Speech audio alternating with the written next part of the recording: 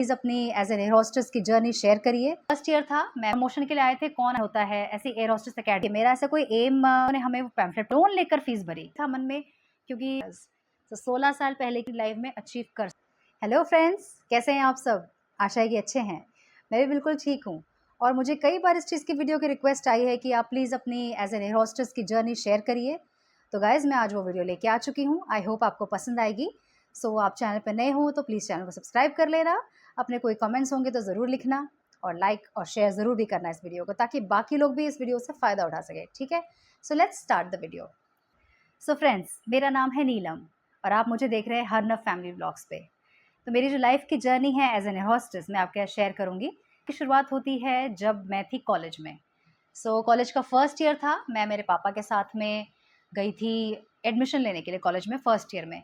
सो वहाँ पे क्या हुआ ना कि कैनोपीज़ लगी होती है, जैसे कैनोपीज़ होती है ना, टेंट टाइप होता है जैसे।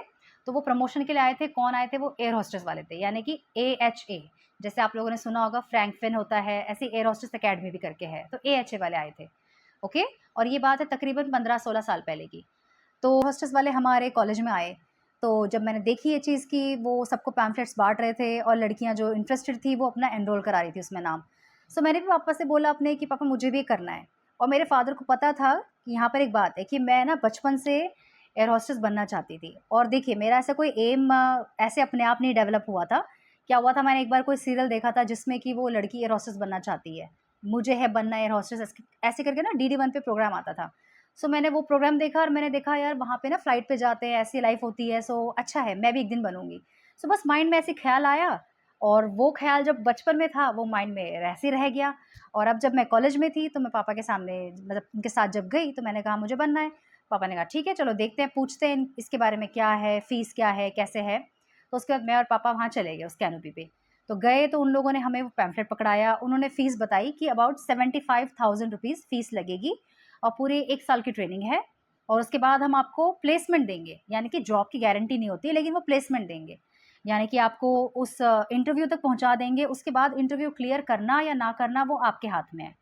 तो मेरे पापा ने मुझसे पूछा आप कर लोगे? तो मैंने कहा पापा मुझे दिलचस्पी ज़रूर है, मैं पूरा अपना 100% दूँगी। मेरे फादर ने उसमें मुझे सपोर्ट किया, उन्होंने वहाँ पर मेरी फ़ीस भी भरी, उन्होंने लोन लेकर फ़ीस भरी, ठीक है?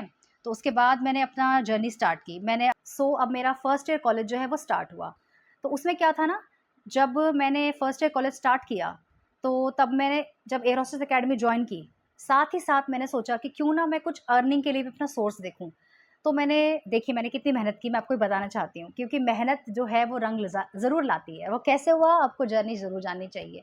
जितनी भी यहाँ लड़कियाँ हैं जो इस मुकाम पे जाना चाहती है, जिनका सपना है एज एन एयर होस्टेस बनना, या इस तरह के आपके जो कोई भी जॉब के सपने हैं, आप कैसे पूरा करोगे? So hard work is the main की, राइट? तो मैं आपको ये बताना चाहती हूँ।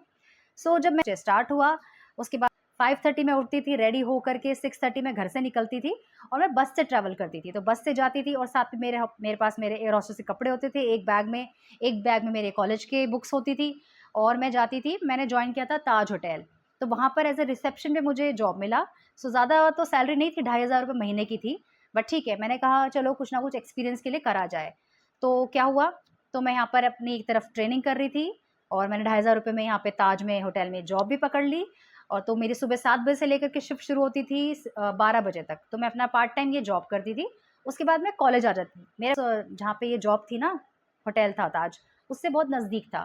तो वहाँ से मैं चल के कॉलेज तक पहुँचती थी। उसके बाद मैं 1-2 घंटा कॉलेज में अटेंड करके अपनी क्लास, कुछ पेंडिंग मेरा काम होता था, क्योंकि सुबह तो सब लड़कियाँ अटेंड करती थी, मैं तो होटल में थी, मैं जॉब कर रही थी। तो फिर मैं वहाँ से वापस आके फिर मैं सारी अपने नोट्स प्रिपेयर करती, अपनी पढ़ाई जो भी पेंडिंग थी वो करती। खाना भी देखिए भाग-भाग के खाती, क्योंकि टाइम ही नहीं मिलता था ना। और जब मैं ताज में थी तो मुझे वहाँ की यूनिफ़ॉर्म अलग पहननी होती थी, उनकी साड़ी होती थी प्रॉपर रिसेप्शन पे, तो वो डालती थी। तो साड़ी पहन के तैयार होना, फिर वापस आना कॉलेज, मतलब आने के लिए कॉलेज में अपने ड्रेस चेंज करना, फिर कॉलेज में आना, कॉलेज के जो कपड़े पहनते थे नॉर्मल जो अपनी लड़कियों के होते हैं, वो डालती थी। फिर कॉलेज 2 बजे ख़त्म होता था, फिर 2 बजे भाग के हमें जाना होता था, क्योंकि 2:30 बजे के आस-पास हमारी एयर होस्टेस की जो हमारी जो ट्रेनिंग थी कॉलेज में लगनी थी, वो शुरू हो जाती थी। तो 2:30 से लेकर के 4:30 तक हमारी ट्रेनिंग होती थी। फिर मैं वो ट्रेनिंग अटेंड करती थी। ऐसे कर के मैंने अपनी कॉलेज, अपनी जॉब और अपनी एयर होस्टेस की ट्रेनिंग, ये तीनों चीज़ें एक साथ कंप्लीट करी।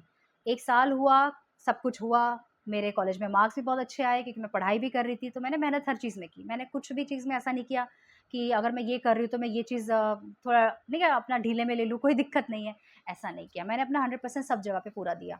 उसके बाद फिर क्या हुआ कि कॉलेज का एग्ज़ाम दिया, उसके बाद मेरा एयर होस्टेस का भी क्लियर हो गया, फिर वहाँ से उन्होंने हमें प्लेसमेंट्स के लिए भेजा। सो फर्स्ट उन्होंने एयरलाइन भेजी थी मुझे, वो था जेट एयरवेज़।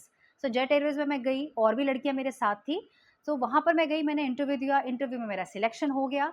बस एक चीज़ की वजह से उन्होंने मुझे फ़िलहाल रोका, उन्होंने कहा उस टाइम ना मेरे दाँत थोड़े से ना एक के ऊपर एक चढ़े हुए थे थोड़े से। सो उस वजह से उन्होंने मुझे रिजेक्ट किया। रिजेक्ट मतलब ऐसे किया कि आपके जो है ये दाँत है, इस पे ब्रेसेस लगा लो, फिर आप दोबारा आ सकते हो। सो मैं सिलेक्ट हो गई थी, लेकिन वो ब्रेसेस की वजह से फिर मुझे फ़िलहाल के लिए स्टॉप लेना पड़ा। उन्होंने कहा आप 2 साल तक का जो भी अपना ब्रेसेस का टेन्योर है वो पूरा करिए, फिर आप दोबारा जॉइन कर सकते हैं, दोबारा इंटरव्यू दे सकते हैं। मैंने कहा ओके। और वहाँ पर हर चीज़ की चेकिंग होती है। गाइज़ मैं बता रही हूँ आपको, जो जितनी जितनी लड़कियाँ मुझे सुन रही हैं, आपके ऑफ कोर्स कोई आपके बॉडी पे कोई मार्क्स तो नहीं है, क्योंकि विज़िबल है। आप इतने कपड़े पहनोगे, शॉर्ट्स पहनोगे, मतलब हाथों में हाफ शर्ट होती है आपकी और नी लेंथ से आस-पास आपकी स्कर्ट होती है, लेकिन ये मार्क्स नहीं होने चाहिए। तो जेट एयरवेज़ का जो था ना, उन्होंने ये सब चीज़ें चेक की। सो मेरा सब क्लियर था, बस मेरे दाँतों की प्रॉब्लम थी। सो दाँत की वजह से थोड़े जो टेढ़े थे, उन्होंने कहा कि आपको ब्रेसेस लगाने पड़ेंगे। मैंने कहा ठीक है फाइन, अब कुछ कर नहीं सकते, तो मैं वहाँ से आ गई वापस। वापस आई, मैंने अपने ब्रेसेस लगवा लिए और ब्रेसेस लगवाने के बाद 1 साल के बाद फिर मुझे एक और अपॉर्च्युनिटी मिली। फिर मैंने अखबार में कहीं देखा कि इंडिगो एयरलाइंस का जॉब आया हुआ है, एज़ एन एयर होस्टेस उनको रिक्वायरमेंट है कुछ लड़कियों की। तो मैं थी पूना में उस टाइम पे। ऑब्वियसली मैं पूना से ही बाकी सब अपना कर ही रही थी कॉलेज-वॉलेज, तो मैं पूना में थी, तो वहाँ पे मुझे इस अखबार में उसके बारे में पता चला। तो मैं गई वहाँ पर, मैं अपना रिज़्यूमे तैयार किया, सीवी सब लेकर के अपना मैं रेडी होके वहाँ पहुँच गई। अपनी यूनिफ़ॉर्म में फॉर्मल जैसे हम ड्रेस पहनते हैं, विथ थोड़ा बहुत मेकअप जो मैंने सीखा था एयर होस्टेस अकेडमी में, वो सब मैंने रेडी किया। मैं गई, उसके बाद मैं ना थोड़ी-सी कॉन्फिडेंस में लो हो रही थी। मुझे लगा यार इतनी सारी लड़कियाँ हैं, 400-500 लड़कियाँ हैं, अब इसमें से मेरा सिलेक्शन कैसे होगा? क्योंकि मैं बहुत सिंपल तरीके से रहती थी और मैं उनकी तरह इतनी हाई-फाई शायद मैं नहीं थी, या मेरे पास इतने नहीं क्या क्लोथ्स मेरे उतने वो नहीं थे जितने वो ब्रांडेड पहन रही हैं, बट मैं बिल्कुल सिंपल पहनी, मैंने शर्ट डाला, बन बनाया, मेकअप जो हमें सिखाया गया था वो सब किया और अपना रिज़्यूमे लेके पहुँच गई। सो वहाँ पर मेरा फर्स्ट राउंड क्लियर हुआ, सेकंड राउंड क्लियर हुआ, थर्ड राउंड क्लियर हुआ, फिर उन्होंने कहा कि अभी आपको नेक्स्ट राउंड जो है, फोर्थ राउंड, उसके लिए आपको कॉल आएगा और वो फोर्थ राउंड अगर आप सिलेक्ट हुए तो वो बाहर कहीं होगा, मतलब आउट ऑफ पुणे होगा। मैंने कहा ठीक है, मैं वहाँ से चली गई। तो वहाँ पे तकरीबन 500-600 लड़कियाँ थी, आप सोचो उसमें से आई थिंक 12-15 लड़कियाँ सिलेक्ट हुई, तो उसमें से मैं लकीली एक थी। तो जो भी था, बट मेरे को अपने कॉन्फिडेंस था कि मैं कर लूँगी चाहे जैसा भी है, और बस मैं इसी चीज़ से गई और मेरा यहाँ पर थर्ड राउंड तक मेरा सिलेक्शन हो गया। उसके बाद मैं घर गई, फिर 1 महीने तक मुझे कोई फ़ोन नहीं आया। तो उस टाइम मैंने सोचा यार कि मैं क्या टाइम वेस्ट कर रही हूँ, चलो मैं अब कॉलेज का भी मेरा खत्म हो गया, मतलब थर्ड ईयर हो चुका था मेरा कंप्लीट, खत्म हो गया, अब मैं क्या करूँ? तो चलो मैं कॉल सेंटर में जॉब करती हूँ। तो फिर मैंने एक इंटरनेशनल कॉल सेंटर में उस टाइम जॉब करनी शुरू करी। वहाँ पर 1 महीना हुआ, 2 महीना हुआ, उसके बाद अचानक से मुझे फ़ोन आता है। अचानक मुझे इंडिगो वालों का फ़ोन आया रात के 2 बजे। अब मैं उठा नहीं पाई। मैंने नेक्स्ट डे मॉर्निंग में देखा, उस टाइम तो देखो हमारे पास छोटे वाले फ़ोन होते थे, जो वो बटन वाले होते हैं ना, इस तरह के स्मार्टफ़ोन्स नहीं थे उस टाइम। सो बटन वाला फ़ोन था। तो मेरे घर पे वो एक ही फ़ोन था जो पापा ने रात को चार्जिंग पे लगाया था। मैंने सुबह उठ के जब उसमें फ़ोन में देखा कि इतनी सारी मिस्ड कॉल्स दिख रही हैं, सो देखो मैं कॉल करती हूँ। सो मैंने उस नंबर पे कॉल किया, तो उन्होंने कहा कि भई हम इंडिगो एयरलाइंस से बोल रहे हैं, आपका सिलेक्शन हो गया है और आपको जो है 4th राउंड के लिए अब आपको दिल्ली आना पड़ेगा, जिसके लिए हम आपको टिकट्स भेजेंगे और आपको बस अपना जो भी है मेकअप और अपने ड्रेस वैस लेकर आपको बस दिल्ली आना है, वहाँ पर आपको स्टे भी दिया जाएगा। तो मैंने कहा ठीक है फाइन। अब फर्स्ट टाइम मुझे नहीं क्या ऐसे मुझे फ्लाइट में ट्रैवल करना था, मैं फैमिली के बिना ट्रैवल कर रही थी, थोड़ा-सा डर भी था मन में, क्योंकि वो एज 19-20 इयर्स पे मेरी एज थी, तो थोड़ा-सा डर रही थी, झिझक रही थी, बट ठीक है, मेरे पेरेंट्स का सपोर्ट था, मुझे उस चीज़ से ज़्यादा घबराई नहीं मैं। तो फाइनली फिर मैं एयरपोर्ट गई, अपना पीएनआर नंबर उनको बताया, टिकट मिली, फ्लाई करी, मैं पहुँची, दिल्ली पहुँच गई, वहाँ देखा फिर जो लड़कियाँ सिलेक्ट होके अलग-अलग शहरों से आई हुई हैं, जैसे कोई कोलकाता से आया था, कोई मुंबई से आया था, कोई और शहरों से आया था, मैं पूना से गई थी। सो वहाँ पर सब लड़कियाँ हाई-फाई। मुझे लगा भई मैं कैसे सर्वाइव करूँ, क्योंकि जब मैं पहन के जो मैं गई थी, मैं जीन्स पहन के, शॉर्ट कुर्ती अपनी जो नॉर्मल पहनते हैं वो पहन के गई थी। बाकी लड़कियाँ थोड़ी-सी हाई-फाई लग रही थी मुझे, टॉप क्लास, जो भी है, बट मेरा स्पोकन स्किल्स अच्छे थे, मेरा कॉन्फिडेंस था। तो मैं वहाँ पे गई, मैंने 4th राउंड दिया and luckily I got selected. उसमें भी इतनी सारी लड़कियों को पीछे छोड़कर मैं सिलेक्ट हुई। तो सिलेक्ट हुई और मैं finally I got to fly with IndiGo airlines. So that was my dream job. जो मैं बचपन से सोचती थी वो मैंने हासिल किया। वो मेरे लिए कहते हैं ना लाइफ़ का सबसे बेस्ट मोमेंट है जो मुझे आज तक भी याद है। और गाइस मैं आपके साथ फ़ोटो शेयर करती हूँ, ठीक है? See this is the one. मैंने इसको पेपर में रैप किया है, but you can see this. आप देख सकते हैं। कैन यू सी मैं कैसी लगती थी? I was quite thin. मैं शायद इसमें से निकाल के आपको दिखा देती हूँ, wait. So here I am, this is my photograph. ये देखिए, इस पे इंडिगो का बैग, इस पे वो लगा हुआ है tag, and this is my dress, and this is me, and this is me after 16 years. तो 16 साल पहले की मेरी ये फ़ोटो थी। और मैंने अपना ड्रीम जॉब हासिल किया। फ्रेंड्स, सो जितनी भी लड़कियां हैं, मुझे क्योंकि बहुत बार मेरे लाइव में बोला गया कि आप अपनी जर्नी पे वीडियो बनाओ, एज एन एयर होस्टेस आप कैसे सिलेक्ट हुए, क्या हुए। अभी तो देखो मैंने आपको सिर्फ ना मोटा मोटा ऊपर का बताया, मैंने ज़्यादा डीप में आपको बताया ही नहीं हुआ क्या, क्योंकि मैं चाहती नहीं थी कि लंबी बहुत ज़्यादा वीडियो हो जाए। लेकिन इसमें 2-3 चीज़ें हैं। एक, सीखने वाली ये कि मेरे पेरेंट्स का मेरे लिए हमेशा सपोर्ट था। मेरे फादर ने कभी नहीं कहा कि बेटा मैं आर्मी से हूँ, हमारा थोड़ा मिडिल क्लास बैकग्राउंड है, हमारे गांव में लोग क्या बोलेंगे, बाकी लड़कियां तो स्कूल मतलब कॉलेज में टीचर है, स्कूल में टीचर है, कुछ लोग बैंक में जॉब कर रहे हैं, आपका जॉब एकदम अलग आपने चूज़ कर लिया। लेकिन मेरे फादर ने कभी नहीं कहा, उन्होंने सिर्फ हमें सपोर्ट किया, मुझे सपोर्ट किया, मेरी मॉम ने भी बहुत सपोर्ट किया।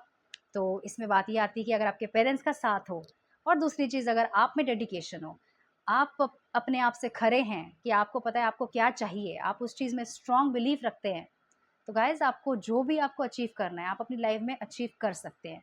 ये तो एक जॉब की बात रही, अब बहुत कुछ चीज़ें अचीव कर सकते हैं। और जितनी भी लड़कियां जो है एयर होस्टेस बनना चाहती हैं, ये वीडियो स्पेशली मैंने उनके लिए बनाया था। सो आप जान सकते हैं कि मैंने कहाँ से कहाँ जर्नी शुरू की, कैसे कैसे हुआ, फिर मैंने फ़्लाई किया, फिर लाइफ आगे बढ़ती गई, फिर आगे हुई शादी, आगे हुए 2 बच्चे, अब मैं यूट्यूब पे अपने वीडियोस बना रही हूँ, this is my job again. बीच में उसके बाद एरोस्टेस छोड़ने के बाद फिर मेरे और जॉब भी लगे, मैंने बीपीओज़ में भी काम किया।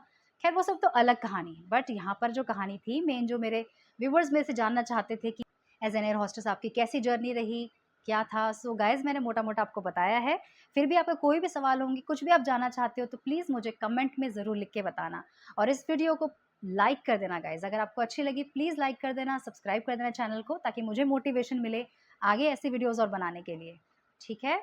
ये वीडियो आप प्लीज़ सबके पास पहुँचाओ। उन वीडियो सिर्फ़ और सिर्फ़ लड़कियों के लिए नहीं है, ये तो वीडियो बॉयज़ के लिए भी है, क्योंकि वो भी जब केबिन क्रू बनना चाहते हैं, so they will also get to know what are the steps they have to follow. So इस वीडियो को मैं चाहती हूँ आप लोग बहुत सारा प्यार दें, और इसको जितना हो सके आप शेयर करें अपनों के बीच में, अपने फ्रेंड्स के बीच में, ताकि उनको भी कुछ ना कुछ इसमें से अगर सीखने को मिले, तो मेरे लिए बहुत खुशी की बात होगी। और अपने कोई भी गाइस कमेंट्स होंगे, आपको कुछ भी जानना हो, तो प्लीज़ मुझे कमेंट ज़रूर कर देना। सो आई होप आपकी छोटी सी ये वीडियो अच्छी लगी है, शॉर्ट में बनाई थी, और कुछ भी जानना हो कमेंट कर देना। Thank you so much for watching, and friends take care, bye.